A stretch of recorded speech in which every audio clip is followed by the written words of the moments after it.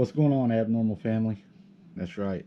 Uh, had a good live tonight with Bettina Moss, and got one to share with you today from Lawton, Oklahoma, and I think you're going to enjoy it. So I'm going to go ahead and just jump right on into this one.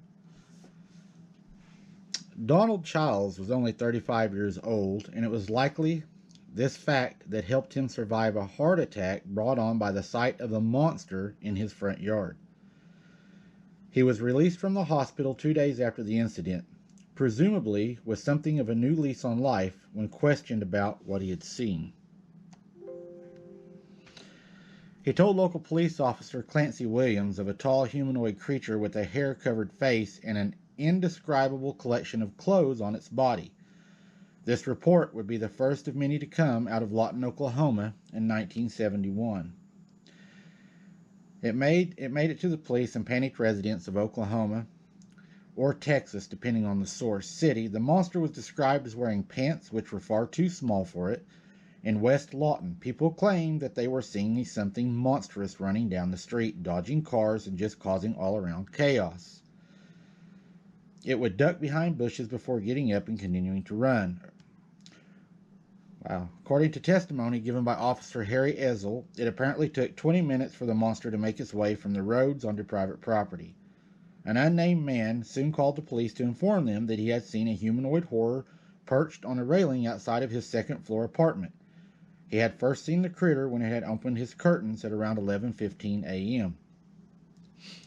The anonymous witness initially took the odd sight to be due to a practical joke being played on him, due to it being balanced on the railing of what must have been a rather comical manner. However, it soon dawned on him that this was no laughing matter when the creature turned its head to look at him. He claimed that it resembled a monkey or ape. Its face was horribly distorted, as if it had survived a fire, and there was hair covering its face, upper body, and lower legs.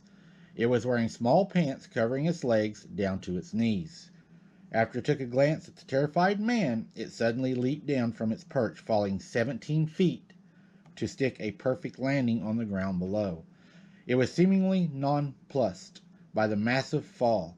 It soon took off running on all fours, moving something like how the anonymous man would have imagined a monkey or an ape to run. The monster was seemingly moving really quickly. It was at Fort Sill within 15 minutes, where it terrified a group of soldiers. These normally tough men were driven and admit that the creature had truly scared them and frightened them terribly. The werewolf had been seen on Friday night, one day before Donald Child's sighting. Saturday night, before its reign of terror came on suddenly, halted by Sunday on Monday night. A commander of the local police department patrol division named Major Clarence Hill sent to admit that the creature had truly frightened them. So it went up the chain of command. They got high chain of command saying, yeah, this really did happen. The werewolf had been seen on Friday night, one day before Donald Child's sighting. The Saturday night before its reign of terror came to a sudden halt by Sunday. On Monday night, a commander of the local police department division named Major Clarence Hill... Oops, hit the wrong one. Oh, come on, computer. This thing always wants to do this. It's going to mess with me for a second. Sorry about that, guys.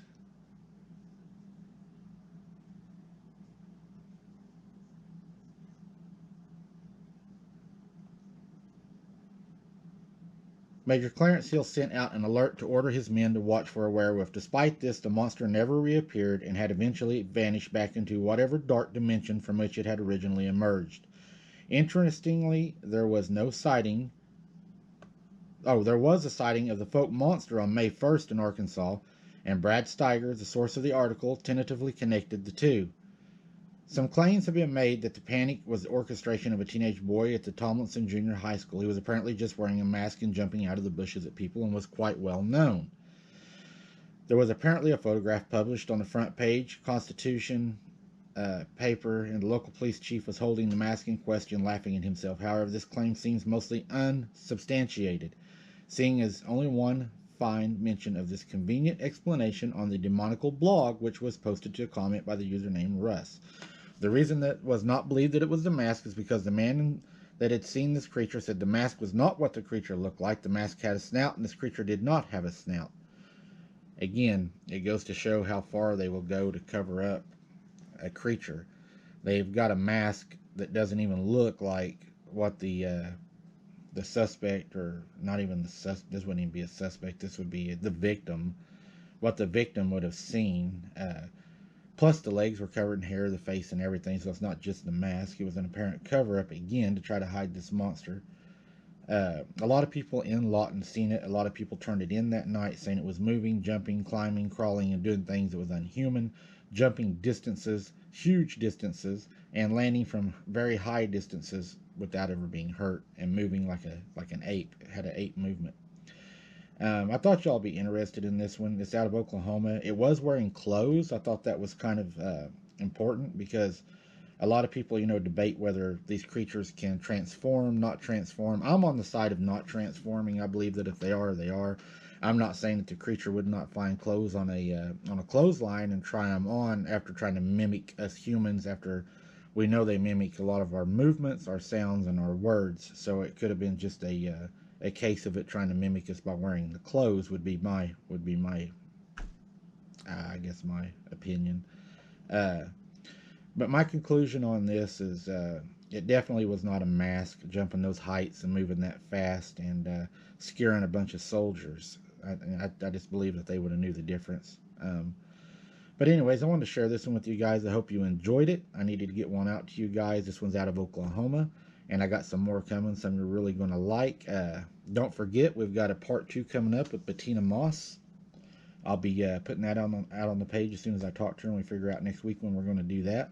The 25th, I will be doing another one. I'll announce that in the update video I'm going to do right after this. Thanks for watching, guys. Keep your head on a swivel. Don't be something's dinner, and we'll see you on the next one.